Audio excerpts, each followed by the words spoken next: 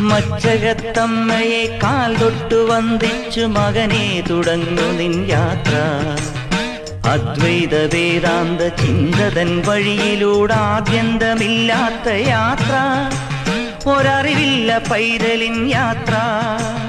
മച്ചകത്തമ്മയെ കാൽ തൊട്ടു വന്ദിച്ചു മകനെ തുടങ്ങു നിൻ യാത്ര.